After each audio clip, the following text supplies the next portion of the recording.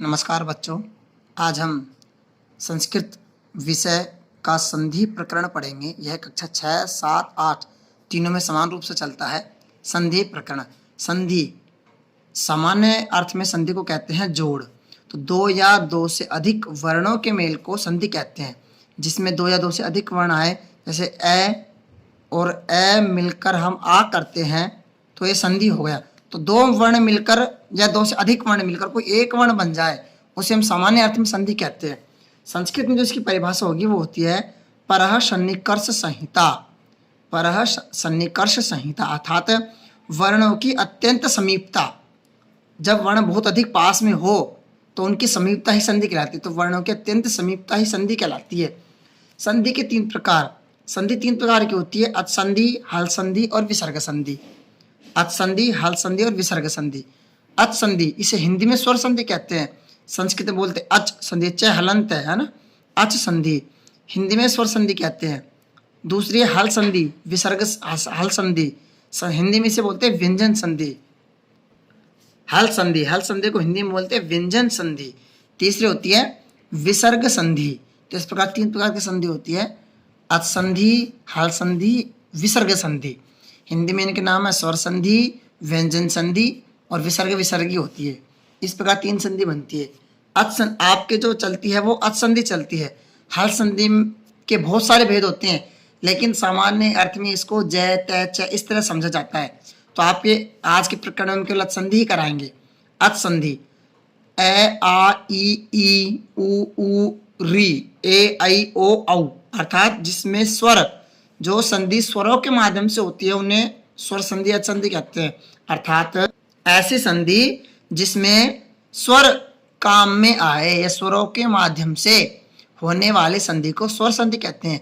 इसमें प्लस से पहले और प्लस के बाद सब कुछ स्वर ही मिलेंगे, आपको व्यंजन एक भी नहीं मिलेगा, इसलिए इसे स्वर संधि कहा जाता है। अब हम पढ़ेंगे स्वर संधि के भेद। स्वर संधि के मुख्यतः 5 भेद होते हैं। कितने भेद होते हैं? 5 भेद होते हैं स्वर संधि के। 5 भेद होते हैं। पहला होता है दीर्घ संधि, दीर्घ संधि। दूसरा गुण संधि, तीसरा वृद्धि संधि, चौथा अयादि संधि, पांचवा अयादि संधि। वृद्धि संधि, यण संधि और अयादि संधि। इस प्रकार दोबारा पहला दीर्घ संधि, दूसरा गुण संधि, तीसरा वृद्धि संधि, चौथा यण संधि और पांचवा अयादि संधि। इस प्रकार 5 भेद होते हैं। छठवां भेद भी होता है पररूप संधि और सातवां होता है पूर्व रूप संधि। तो पररूप और पूर्व रूप और चलते हैं, लेकिन वो आपके नहीं चलते। तो आपको 5 ही भेद समझने हैं इसके, इसलिए मैंने आपको 5 ही भेद बताए हैं।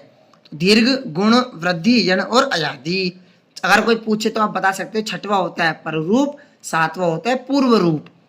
तो ये 7 होते हैं वैसे तो, लेकिन आपके जो है 5 ही चलती है, इसलिए मैं 5 ही बताए हैं। तो एक एक करके हम उदाहरण सहित इनको पढ़ेंगे और समझेंगे। मैंने जो नियम भी लिखा है और एग्जाम्पल भी लिखा है, तो आपको समझने में बहुत आसानी होगी। यहाँ से समझिए ध्यान से। पहला दीर्घ संधि, ये मैंने लिखी है लेकिन बहुत कुछ कह रहे हैं, इनको समझिए। यदि प्लस से पहले ए हो या आ हो, अर्थात दोनों में से कोई एक हो, प्लस से पहले, और प्लस के बाद भी दोनों में से कोई एक हो, या तो ए हो या आ हो। तो प्लस से पहले दोनों में से कोई एक हो और प्लस के बाद दोनों में से कोई एक हो, तो दोनों मिलकर आ हो जाता है। तो दोनों मिलकर आ बन जाएंगे, प्लस से पहले वाला प्लस के बाद वाला। ऐसे प्लस से पहले छोटी ई हो या बड़ी ई हो, प्लस के बाद भी छोटी ई हो चाहे बड़ी ई हो, दोनों मिलकर बड़ी ई हो जाएगी। क्या बन जाएगी? बड़ी ई।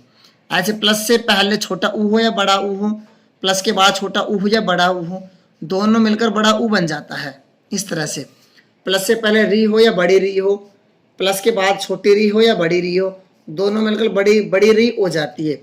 ये एग्जाम्पल आपके चलता नहीं है वैसे।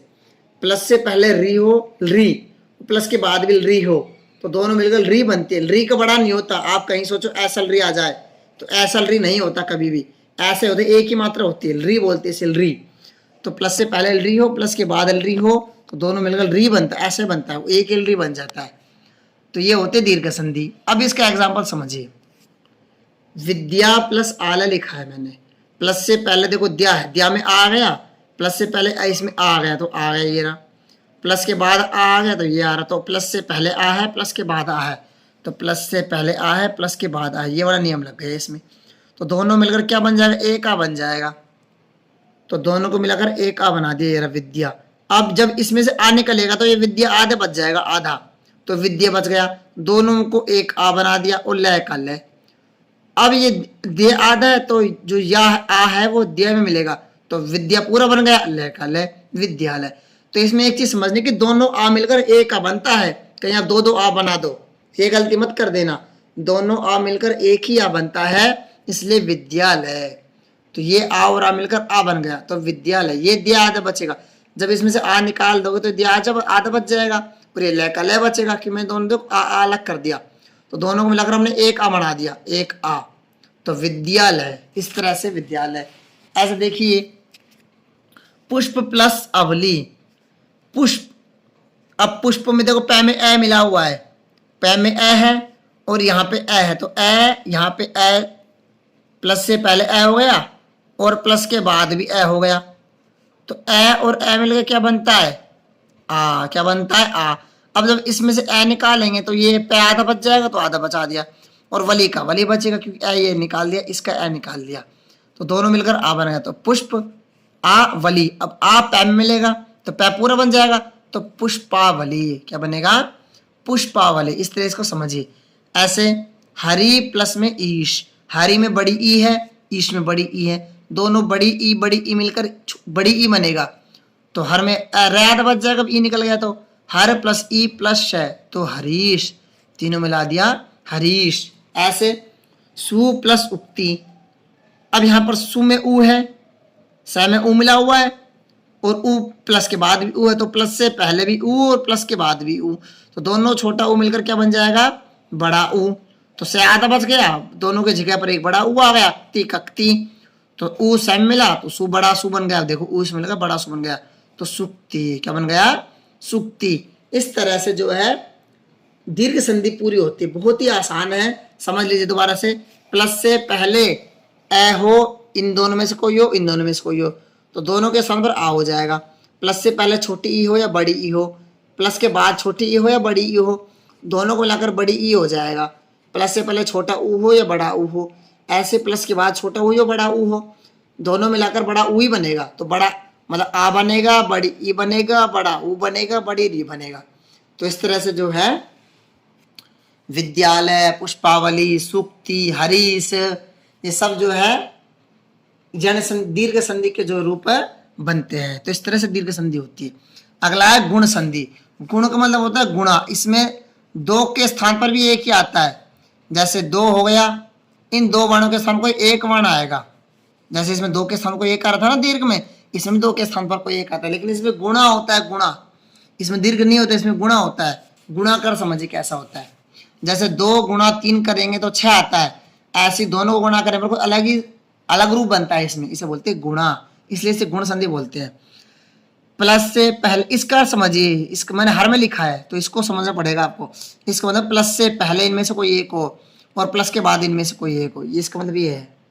तो प्लस से पहले ए हो या आ हो, अर्थात दोनों में से कोई एक हो। प्लस के बाद या तो ई हो या बड़ी ई हो, अर्थात प्लस से पहले ए या आ होना जरूरी है इसमें। गुण संधि की और दीर्घ संधि दोनों की विशेषता है कि इसमें प्लस से पहले ए या आ होना ही चाहिए, तभी गुण संधि होगी। यदि प्लस से पहले ए और या आ नहीं है तो गुण संधि कभी भी नहीं हो सकती, याद रखना। प्लस से पहले ए और आ ही मिलेगा, और प्लस के बाद ए और आ कभी नहीं मिलेगा गुण में। यदि ए और आ मिलेगा तो दीर्घ हो जाएगा। तो प्लस के बाद जो होता है वो ई या ई मिलता है, छोटी ई या बड़ी ई मिलेगा, तो दोनों का गुणा करके ए बन जाएगा। यदि प्लस के बाद ऊ और ऊ मिला तो दोनों को गुणा करके ओ बन जाएगा, और प्लस के बाद री और री मिला, छोटी री या बड़ी री, तो दोनों को गुणा करके आर बन जाएगा। बहुत छोटी संधि है। प्लस से पहले ए हो या आ हो और प्लस के बाद छोटी ई हो या बड़ी ई हो, तो दोनों को गुणा करके ए बन जाता है, ए। अब आगे समझिए, प्लस के से पहले ए हो या आ हो, प्लस के बाद ऊ हो या बड़ा ऊ हो, तो इन दोनों को गुणा करके ओ बनेगा, ओ। अर्थात इसमें प्लस के बाद ई और ई होना चाहिए जरूर से जरूर, या ऊ होना चाहिए जरूर से जरूर, दोनों में से कोई एक होना चाहिए। री भी हो सकता है, तो अर्गुण हो जाएगा। उदाहरण समझिए, बहुत सरल है। जैसे मैं लिखा है उप प्लस इंद्र। अब प्लस से पहले देखो पै में ए मिला हुआ है तो ए आ गया, तो ये वाले शर्त हो गई। ये सब मिलेगा, ए और आ तो मिलेगा ही मिलेगा, इनमें से कोई या तो ए मिलेगा या फिर आ मिलेगा, पक्का है। अब प्लस के बाद इंद्र में ई आ गया तो ये वाले शर्त पूरी हो गई। देखो ये नियम लग गए, इसमें लग गया ना। तो कोई ना कोई 3 नियम है, तीनों में से कोई ना कोई लगेगा। तो प्लस से पहले ए हो या आ हो तो ए आ गया, पै में ए है। प्लस के बाद ई हो या बड़ा ई हो तो छोटा ई आ गया। तो प्लस से पहले ए है, प्लस के बाद ई है, प्लस से पहले ए, प्लस के बाद ई, तो दोनों को मिलकर क्या बन जाएगा? अब ए बन जाएगा। तो दोनों इसमें ए निकाला, इसमें ई निकाला, दोनों का ए कर दिया, ए ये रहा। अब ये पे आधा बचेगा क्योंकि ए निकल गया इसमें से, पे आधा बचेगा, निंद्रा का निंद्रा बच जाएगा। ए पे में मिलेगा तो पे पूरा बन जाएगा, उपेंद्र। क्या बनेगा? उपेंद्र। उप प्लस इंद्र, उपेंद्र, ऐसे। अब देखिए रमा प्लस ईशः, रमा प्लस ईशः। रमा प्लस से पहले आ गया, माँ में आ है तो प्लस से पहले आ, इनमें से कौन सा लगता है? प्लस के बाद ई आ गया, तो प्लस से पहले आ गया, प्लस के बाद ई आ गया, बड़ी ई आ। अब ये वाला नियम लग गया।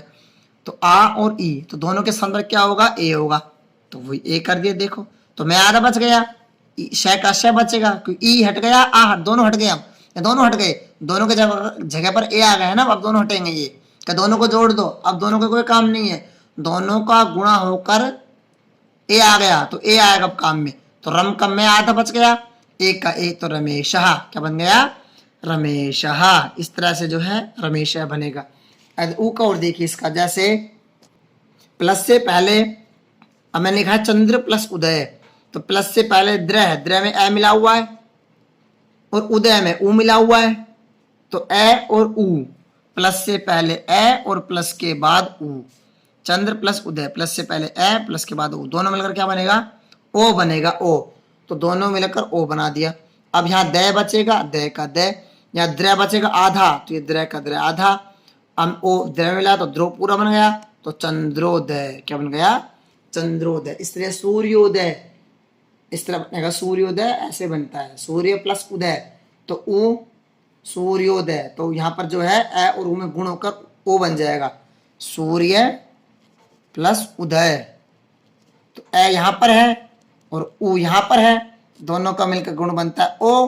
तो अब यह आधा बच जाएगा, तो सूर्योदय। तो यह दय में जो ओ मिल जाएगा तो सूर्योदय बन जाएगा, सूर्योदय। इस तरह से जो है जो गुण संधि पूरी होती है। अब है वृद्धि संधि, ये भी वैसी ही है, इसमें आई होता है बस, प्लस से पहले ए हो या आ हो, उसमें भी ए आ था गुण में, इसमें प्लस से पहले ए आई होता है, लेकिन प्लस के बाद क्या है वो आपको याद रखना है। उसमें प्लस के बाद जो होता है वो होता है ई या बड़ी ई या ऊ या बड़ा ऊ। इसमें ई ऊ नहीं होता, इसमें होता है ए आई ओ औ। या तो प्लस से पहले ए और आ तो मिलेगा मिलेगा, वो तो छोड़ दो आप।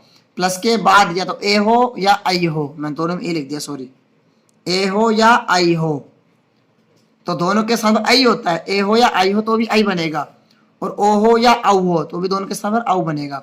वहां पे समझिए, यदि प्लस से पहले ए हो या आ हो और प्लस के बाद ए हो या औ हो, तो दोनों के जगह पर एक वर्ण आ जाएगा, वो आ जाएगा आई। ऐसे प्लस से पहले ए हो या आ हो, प्लस के बाद ओ हो या औ हो, तो दोनों के स्थान पर औ आ जाता है, औ। इस तरह से, जैसे देखिए बहुत बार ये वर्ण आया है आपके, सदा प्लस एव। अब सदा में दा में आ मिला हुआ है तो आ गया, ए में ए मिला हुआ है ए आ गया, तो दा आ और ए अलग निकाल दिया मैंने, तो आ और ए ये शर्त पूरी कर गया, आ और ए कर गए शर्त पूरी। अब आ और ए के दोनों के जगह पर क्या आएगा? आई आएगा, आई। तो दोनों की जगह मैंने आई लिख दिया, अब ये दोनों नहीं आएंगे, तो सदा में दया आधा बच जाएगा क्योंकि आ तो खत्म हो चुका, तो दया बच गया आधा, और ए क्या बचेगा? केवल वह बचेगा। तो दोनों को मिला दिए इसको, तो आई में दया मिला तो दही बन गया, तो सदैव। क्या बनेगा? सदैव। क्या बनेगा? सदैव। इस तरह से सदैव रूप बनेगा।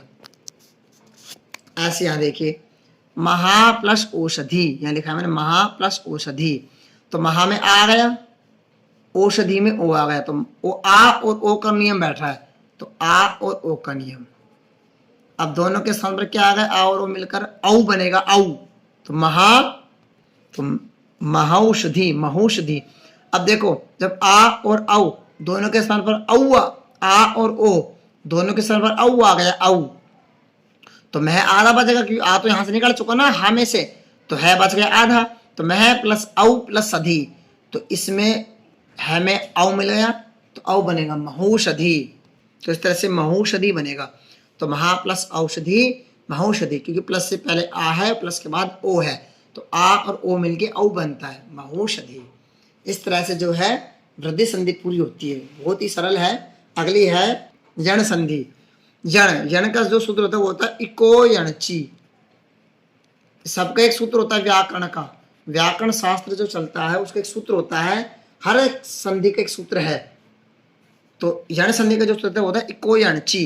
ये क्या कहता है, सुनिए, यदि प्लस से पहले ई हो या बड़ी ई, या तो छोटी ई हो या बड़ी ई हो प्लस से पहले, लेकिन प्लस के बाद कोई भिन्न स्वर हो।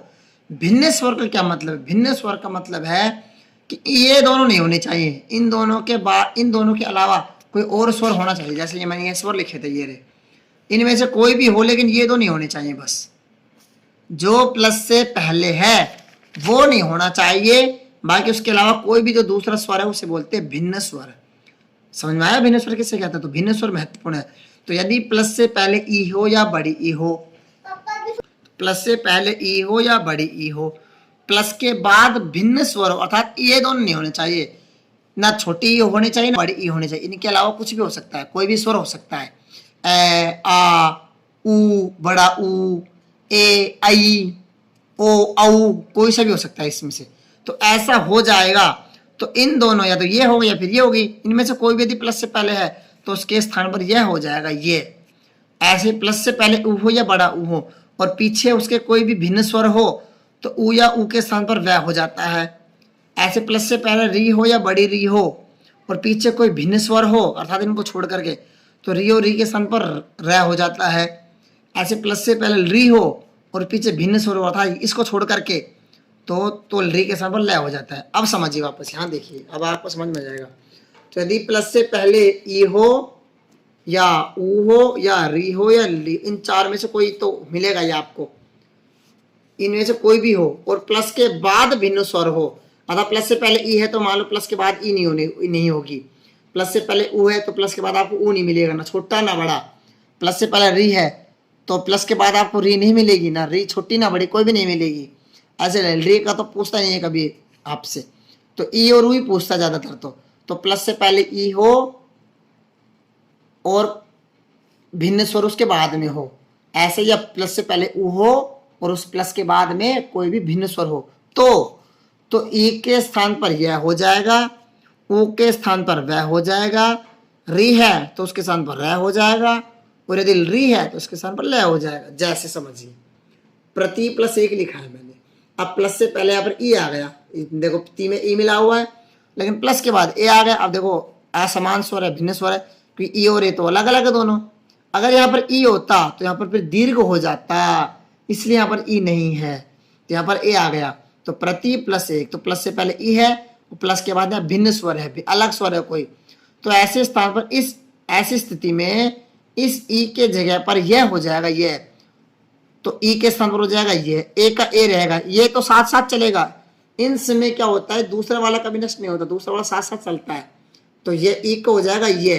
अब जब ई का ये हो जाएगा तो तय आधा बचेगा, कि ई तो खत्म होगा नहीं के साथ, ये हमने कर दिया तो तय आधा बच गया ना, कि ई उसमें निकल चुका, तो तय बच जाएगा आधा। ई के स्थान पर हमने कर दिया ये, ई के स्थान हमने कर दिया ये,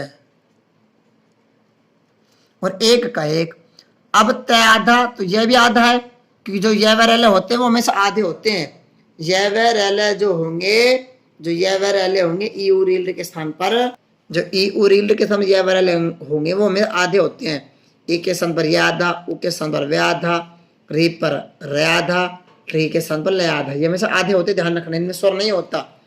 तो यह आधा बनेगा, ये आधा, तो ए पीछे है ही, तो ए ये में मिलेगा तो ये पूरा बन जाएगा। तो प्रत्येक क्या बनेगा, प्रत्येक। इस तरह से आगे देखिए, सु प्लस आगत, प्लस से पहले उ है, प्लस के बाद आ है, तो प्लस से पहले उ, प्लस के बाद आ, तो असमान स्वर है, भिन्न स्वर है, आ और उ का कोई लेना देना नहीं है। अब उ के स्थान पर क्या होना है हम देखेंगे, उ के स्थान पर क्या होता है, व होता है, व, तो इस उ के स्थान पर व हो गया आधा, तो से आधा बच जाएगा, क्योंकि उ का तो खत्म हो चुका, तो से बच गया आधा। आगतम का आगतम, या ये साथ साथ चलेगा, पीछे वाला हमेशा साथ साथ चलता है, तो ऊ का बन गया वे बनेगा आधा, तो आधे वे में आ मिलेगा तो वाह बन गया, से आधा है तो से आधा, स्वागतम क्या बनेगा, स्वागतम। तो सु प्लस आगतम स्वागतम। इस तरह से जो है वो यण संधि होती है। यण ई और ऊ का ही पूछते, इसमें री का नहीं पूछते कभी भी, इसमें कभी भी री का नहीं पूछते, इसलिए मैंने री का लिखा ही नहीं, केवल ई और ऊ का ही पूछते, इसलिए ई और ऊ ये आपको देखना है। अब है पांचवी संधि लास्ट है, अयादि संधि। अयादि का जो सूत्र होता है व्याकरण का वो होता है एचो अयवायावह, एचो अयवायावह, एच अय आव आय आव, ये इसका फॉर्मूला होता है अलग अलग याद करने का। इसमें समझिए, यदि प्लस से पहले ए हो या आई हो, ओ हो या औ हो, इन चार में से कोई भी एक हो, या तो ए मिलेगा, ये अलग अलग उदाहरण हो सकते हैं, ए हो, आई हो, ओ हो या औ हो, और प्लस के बाद कोई भी भिन्न स्वर हो, भिन्न से मतलब ए, यदि प्लस से पहले ए है तो पीछे ए नहीं होना चाहिए, प्लस से पीछे आई है तो आई नहीं होना चाहिए, ओ है तो औ नहीं होना चाहिए, और औ है तो औ नहीं होना चाहिए। अर्थात छोटा बड़ा दोनों है इसमें। यदि प्लस से पहले ओ है तो प्लस के बाद छोटा ओ और औ कोई से भी नहीं होगा। प्लस से पहले ए है तो प्लस के बाद ए नहीं होगा, आई नहीं होगा, और इसके अलावा कोई भी स्वर हो सकता है, तो इसे बोलते हैं भिन्न स्वर।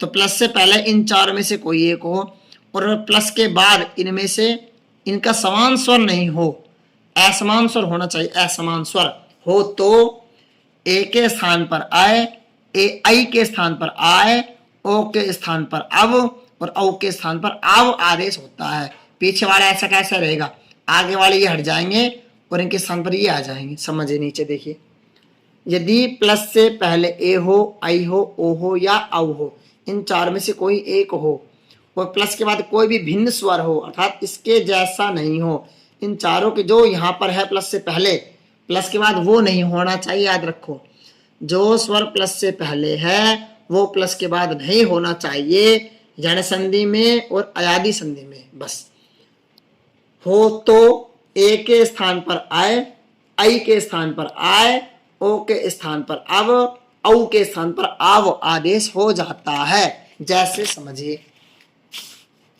जैसे ने प्लस अनम लिखा है, मैं ने प्लस अनम। अब प्लस से पहले ने है तो ने में ए मिला हुआ है तो ए आ गया, ए प्लस के बाद ए आ गया, तो देखो असमान स्वर है, भिन्न स्वर है ना ए इसका, ऐसे ए का कोई लेना देना नहीं है, तो ए अलग है, ए अलग है। तो प्लस से पहले ए है, प्लस के बाद ए है, तो ए और ए की कंडीशन आ गई, तो ए और ए की कंडीशन आ गई। अब ऐसी स्थिति में ए के स्थान पर क्या होगा, ए के स्थान पर क्या होगा, आए, क्या होगा, आए, तो ए के स्थान पर क्या हो जाएगा, आए। तो ए निकल गया तो क्या बच गया, नया आधा बच गया, तो नया आधा, तो नए प्लस आय प्लस अनम, तो यह भी आदि जो आय बनेगा, आय का पीछे वाला वर्ड हमेशा आधा होगा, आय आय अब आव कुछ भी लिखो वो पीछे में से आधा ही मिलेगा, तो आय का ये आधा है। तो अब न भी आधा है, तो न में ए मिला तो न पूरा बन गया, यह में ए मिला तो यह पूरा बन गया, तो नय नम क्या, नम का नम क्या बन गया, नय नम। इस तरह से नय नम बनता है। अब देखिए, नई प्लस अकहा, प्लस से पहले ए है, आई है, आई, और प्लस के बाद ए है, तो आई और ए असमान स्वर है, भिन्न स्वर है दोनों, ठीक है। तो आई के स्थान पर क्या होगा, आय, क्या होगा, आय, तो नए में आई निकल गया तो नया आधा बच गया, नया आधा बच गया, आय के स्थान पर आय होगा तो आय का आय आ गया, और अक का अक बचेगा। पीछे वाले तो ऐसा कैसे रहेगा, तो न आ मिला न में तो ना बन गया, यह मिला ए में तो यह बन गया, नायक कहा, क्या बन गया, नायक कहा। इस तरह से जो है ऐसे बनता है, लायक है, लायक, लायक होता है ना, लायक है, तो इसका क्या बनेगा, लई प्लस अकहा, लई प्लस अकहा। तो आई है यहाँ पर और पीछे ए है, ए और ए मिलके बनता है आपका आय, तो लायक कहा। इस तरह से बनता है लायक। आगे देखिए, पौ प्लस अकहा, पौ पै में औ है, औ, और अक है का अक है, तो प्लस के बाद मतलब ए है तो असमान स्वर भिन्न स्वर है, तो औ के स्थान पर आव आ जाएगा, क्या जाएगा, आव। अब पै आधा बच गया, तो पै आधा बच गया तो आव का आ मिल गया तो पा बन गया, पा का पा, और वह में ए मिला तो वह का वह और कह का कह, क्या बन गया, पाव कहा। इस तरह से पाव कह बनेगा, बिल्कुल सरल है, बहुत आसान है। तो ये देखना है किसके स्थान पर क्या होता है, वो याद रखना, नियम याद रखने हैं। ऐसे पो प्लस अनम, पो प्लस अनम, पै में ओ हैगा ओ, और अनम में ए है तो ओ और ए, प्लस से पहले ओ प्लस के बाद ए, ये भी भिन्न स्वर हो गया, ए समान स्वर है, भिन्न स्वर। तो भिन्न स्वर हो गया तो ओ के स्थान पर क्या आता है हमें पता है, ओ के स्थान पर क्या आता है अव, ओ के स्थान पर क्या आता है अव आता है अव, तो ओ के स्थान पर क्या आ गया अव आ गया। तो पै में पै आधा बच गया, अव का अव और अनम का अनम, ए मिल गया पै में तो पै पूरा बन गया पै, फिर ये वाला मिल गया ए इस वह में तो वह बन गया पूरा, तो पावनम क्या बन गया पावनम। इस तरह से जो है जो अयाद्य संधि पूरी होती है। इस प्रकार जन संधि का पूरा टॉपिक स्वर संधि का पूरा टॉपिक हो जाता है। इसको एक बार दोबारा रिवीजन कर लेते हैं एक बार और, बड़ा टॉपिक है थोड़ा सा। संधि हमने पढ़ा, दो वर्णों के मेल को संधि कहते हैं। पर सन्निकर्ष संहिता ये इसका सूत्र लक्षण, ये इसका लक्षण है। संधि के तीन भेद होते हैं, अच संधि, हल संधि, विसर्ग संधि। अच संधि को स्वर्ग संधि कहते हैं, हल संधि को व्यंजन संधि कहते हैं, विसर्ग तो विसर्ग होती है। अच संधि से मतलब होता है जिसमें स्वर काम आए उसे स्वर संधि कहते हैं, अच संधि कहते हैं। अच संधि के 7 भेद होते हैं, लेकिन आपके 5 चलते हैं, इसलिए मैंने 5 बताए थे। गुण पहले दीर्घ संधि, दूसरे गुण संधि, तीसरे वृद्धि संधि, यण संधि और अयादि संधि। छठवीं होती है पूर्व रूप, सातवीं होती है पर रूप। इस तरह से 7 संधि होती है। अब संधि के स्वर संधि के भेद, स्वर संधि के 5 भेद बता दी, दीर्घ संधि, गुण संधि, वृद्धि संधि, यण संधि और अयादि संधि। अब एक एक हमने पढ़ा है। पहले हमने पढ़ा दीर्घ संधि। दीर्घ का मतलब होता है बड़ा, इसमें बड़ा बनता है, अर्थात प्लस से पहले ए या आ कुछ भी हो और प्लस के बाद भी ए या आई, इसमें समान स्वर होना है, इसमें समान स्वर होना याद रखना। तो प्लस से पहले ए या आ कुछ भी हो और प्लस के बाद समान स्वर हो, अर्थात उसके जैसे कोई हो, चाहे ए हो या आ हो, छोटा हो या बड़ा हो, कोई भी हो, तो दोनों मिलकर बड़ा ही बनेगा, दोनों मिलकर बड़ा बनता है। ऐसे प्लस से पहले छोटी ई हो या बड़ी ई हो, प्लस के बाद भी छोटी ई हो या बड़ी ई हो, दोनों मिलकर बड़ी ई ही बनेगी। प्लस से पहले छोटा ऊ या बड़ा ऊ हो, प्लस के बाद छोटा ऊ या बड़ा ऊ हो, दोनों मिलकर बड़ा ऊ ही बनता है। ऐसे रे है और रे और रे तो तुम्हारे पूछते नहीं है कभी भी, ए ई और ऊ ही पूछते हैं, इसमें बड़ा बनता है बड़ा। इसके बाद है उदाहरण बताया, विद्या प्लस आलय, आ और आ मिलकर बड़ा आ बन गया तो विद्यालय बन गया। पुष्प प्लस अवली, पुष्प प्लस अवली, ए और ए मिलकर आ बन गया पुष्पावली। हरे प्लस ई, इसमें ई और ई दोनों बड़ी ई थे तो दोनों बड़ी ई मिलकर बड़ी ई ही बन गए, तो हरीश बन गया हरीश। सु प्लस उक्ति, छोटा ऊ दोनों छोटे मिलकर बड़ा ऊ बन गया तो सूक्ति बन गया सूक्ति। इस तरह से गुण संधि, गुण संधि में क्या होता है, प्लस से पहले ए या आ होता है, प्लस के बाद ई या ई हो या ऊ हो, रियो या री हो, कुछ भी हो, तो ऐसी स्थिति में ई हो प्लस के बाद तो ए बनेगा, और ऊ या बड़ा ऊ हो तो ओ बनेगा, और री या रे बड़ी री हो तो अर बनेगा। ये है गुण संधि, इसे बोलते हैं गुण संधि। जैसे चंद्र प्लस उदय, चंद्र में ए है और यहाँ पर ऊ है तो ए और ऊ में गुण ऊ होता है, चंद्रोदय। सूर्य प्लस उदय, सूर्य में ए है, ऊ में उदय में ऊ है तो ए और ऊ में गुण ओ हो गया तो सूर्योदय। ऐसे उप प्लस इंद्र, पै में ए है, इंद्र में ई है, ई और ए में गुण ए हो गया उपेंद्र। असरमा प्लस ईसरमा में आ है और ईश में ई है तो आ और ई मिलकर ए बन गया तो रमेश बन गया रमेश है। इस तरह से जो है वृद्धि संधि, वृद्धि संधि प्लस से पहले ए या आ होता है, प्लस के बाद ए या आई होता है और ओ या औ होता है, अर्थात इनमें से कोई भी हो। तो यदि ए या आई होगा तो ए आई बनेगा और ओ या औ होगा तो औ बनेगा। प्लस से पहले तो ए या आ ही मिलता है हमेशा।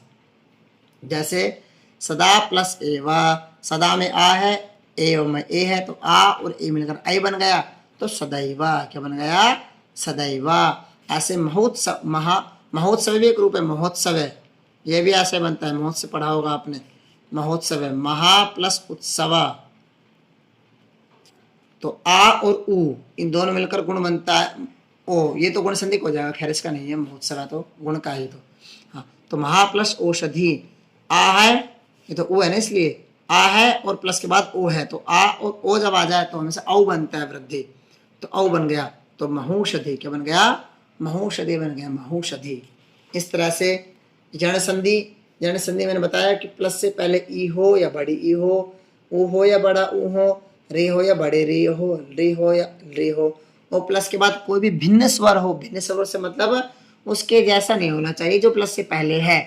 तो भिन्न स्वर यदि होता है तो ई के स्थान पर यह, ऊ के स्थान पर वह, रे के स्थान पर र और रे के स्थान पर लय हो जाता है। आधे वर्ण होंगे आधे वर्ण, जैसे प्रति प्लस एक, ती में ई है और ए में ले गए एक में, तो ई के स्थान पर यह हो जाएगा और त्याद बच गया और एक का ए, तो प्रत्येक क्या बनेगा, प्रत्येक। ऐसे स्वागत, सु प्लस आगत, सु प्लस आगत, उ का वह बन गया, आ का आ, उ का वह बन गया ये रहा, तो स्वागत, स्वागतम। इस तरह से बनेगा अयादि संधि। अयादि संधि में क्या होता है, प्लस से पहले ए हो, आई हो, ओ हो या औ हो, इन चारों में से कोई हो, और प्लस के बाद वही भिन्न स्वर हो, इनके जैसा नहीं हो, कोई दूसरा स्वर हो, तो ए के स्थान पर आई हो जाएगा, आई के स्थान पर आय हो जाएगा, ओ के स्थान पर अब हो जाएगा, औ के स्थान पर आव हो जाएगा। यहाँ समझिए, ए के स्थान पर आय, आई के स्थान पर आय, ओ के स्थान पर अव और औ के स्थान पर आव हो जाता है। जैसे समझिए, ने अनम ए है और ए है, प्लस से पहले ए आ गया, प्लस के बाद ए आ गया, ए समान शुरू हो गया, तो ए को हो जाएगा आय, तो नयनम। ऐसे पावक है, नायक है, पावन, ये सारे रूप जो है इसके क्या नाम है इसका, अयाद्य संधि के ही बनते हैं। ओके बच्चों, कोई चीज़ समझ में नहीं आया तो आप कमेंट बॉक्स कर मैसेज कर सकते हैं कमेंट बॉक्स में, या मुझे स्पेशल भी व्हाट्सएप पर मैसेज करके पूछ सकते हैं। ओके बच्चों, धन्यवाद।